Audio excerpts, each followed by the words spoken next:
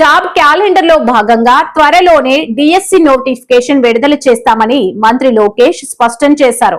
అసెంబ్లీలో ఆయన మాట్లాడారు. సమగ్ర శిక్ష అభియాన్ లో ఒప్పంద ఉద్యోగాల వేతనాల పెంపు అంశంపై ప్రశ్నకు లోకేష్ సమాధానమిచ్చారు. సమగ్ర శిక్ష అభియాన్ కింద ఉన్న ప్రాజెక్ట్ కింద పనిచేస్తున్న ఉపాధ్యాయులకి అదేవిధంగా డేటా ఎంట్రీ ఆపరేటర్స్ కి జీతాలు ఎంత చెల్లిస్తున్నారు దానిపైన మారటం జరిగింది. అధ్యక్ష నా దగ్గర ఉన్న సమాచారం మేరకు మేము 4 రాష్ట్రాలతో కంపేర్ చేసాం. ఒకటి ఆంధ్రప్రదేశ్, తెలంగాణ, కేరళ, తమిళనాడు, దక్షిణ భారతదేశంలో ఉన్న రాష్ట్రాలతో మేము కంపారిజన్ చేస్తే ఆంధ్రప్రదేశ్ మనం ఇస్తున్న జీతాలు వన్ ఆఫ్ ద హైయెస్ట్ అధ్యక్ష. నంబర్ 2 గతంలో సుమారుగా 3 నెలలకు ఒకసారి జీతాలు వేసేవారు. అలాంటిది ఈరోజు 1వ తారీఖు నాడు మేము జీతాలు వేస్తాం జరుగుతుంది అధ్యక్ష. ఒకసారి కానీ మీరు ఈ ప్రోగ్రామ్ చూస్తే ఇది సిఎస్ఎస్ అధ్యక్ష, సెంట్రల్లీ స్పాన్సర్డ్ స్కీమ్. అంటే 60% కేంద్ర ప్రభుత్వం ఇస్తుంది, 40% రాష్ట్ర ప్రభుత్వం ఇస్తుంది. మనం ఏం నిర్ణయం తీసుకున్నా కేంద్ర ప్రభుత్వ ఆమోదంతోనే తీసుకోవాల్సిన అవసరం ఉంది అధ్యక్ష. అందుకే నెక్స్ట్ పిఏబి మీటింగ్ అనేది జరుగుతుంది.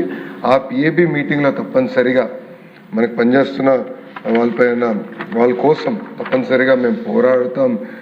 జీతాలు పెంచేదానికి మీ కేంద్ర ప్రభుత్వం కూడా సంప్రదింపులు చేసి మేము ఆ ప్రక్రియ ముందలు తీసుకెళ్తామని గౌరవ సభ్యులు తెలియజేస్తున్నారు అధ్యక్ష. అదేవిధంగా అధ్యక్ష మీరు చూస్తే సీజనల్ హాస్టల్స్ గురించి చెప్పారు. తప్పనిసరిగా 100కి 100% అవసరమైన మేరకు సీజనల్ హాస్టల్స్ శాంక్షన్ చేయడానికి ప్రజాప్రభుత్వం సిద్ధంగా ఉంది అధ్యక్ష. ఇది ఎందుకు చెప్తున్నానంటే అధ్యక్ష, మనం తీసుకునే కొన్ని నిర్ణయాల వల్ల మన జీవితాలు మారుతాయి అధ్యక్ష. నా జీవితం అలా యువగలం నిర్ణయం వల్ల మారింది అధ్యక్ష.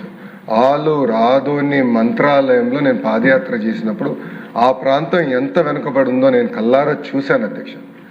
నంద్యాల పార్లమెంట్కి కర్నూలు పార్లమెంట్కి ఎంత డిఫరెన్స్ ఉందో స్వయంగా నేను చూశాను అధ్యక్ష. ఇన్ఫాక్ట్ నిన్న జరిగిన ఎస్ఐపిబిలో కూడా మీరు చూస్తే కర్నూలు పార్లమెంట్కి ప్రత్యేకంగా వస్తున్న పరిశ్రమలకి అదనంగా ఇన్సెంటివ్ కూడా ఈరోజు ప్రజాప్రభుత్వం వాళ్ళకి ఇస్తుంది అధ్యక్ష.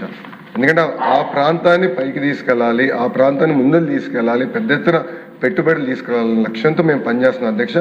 మొన్న జరిగిన డిఎస్సిలో కూడా మీరు ఒక్కసారి చూస్తే కర్నూలు జిల్లాకి ఎక్కువ మంది ఉపాధ్యాయుల పోస్టులు కూడా మేము శాంక్షన్ చేసాం.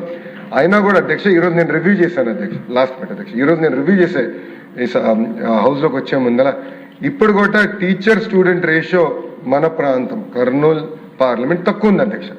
ఇంత పోస్టులు శాంక్షన్ చేసిన తర్వాత కూడా ఇతర పార్లమెంట్తో పోల్చితే మనం తక్కువ ఉన్నాం అధ్యక్ష.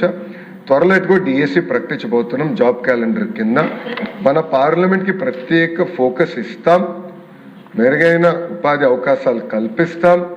అంతేకాకుండా మేము చెప్పినట్టు ఆ సీజనల్ హాస్టల్స్ పైన మీరు ఇంకా వివరాలు